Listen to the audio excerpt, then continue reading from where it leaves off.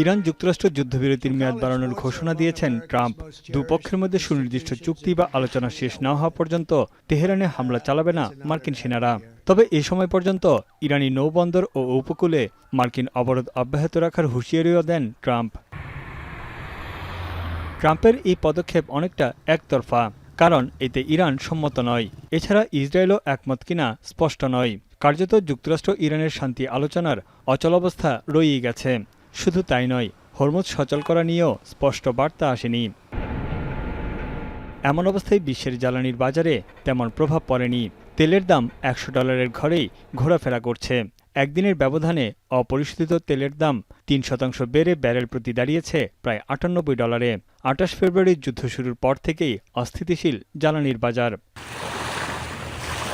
বিশ্লেষকদের মতে, ইরানি নৌবন্দর এবং উপকূল অবরোধে ট্রাম্পের ক্রমাগত হুমকি এবং হরমুজে জাহাজ চলাচলে তেহরানের বাধার মুখে হোঁচট খাচ্ছে বিশ্ব অর্থনীতি।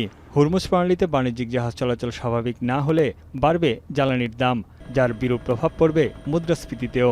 রয়টার্সের জরিপ বলছে, যুদ্ধ শুরুর প্রায় 2 মাসেই ইউরোপে মুদ্রাস্ফীতির হার বেড়েছে 0.3%।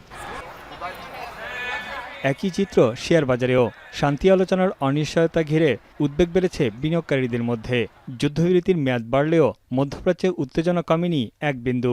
মার্কিন শেয়ার বাজারের প্রধান 3টি সূচকই নিম্নমুখী। তবে যুদ্ধবিরতি নিয়ে এশিয়ার শেয়ার বাজারে দেখা গেছে মিশ্র প্রবণতা।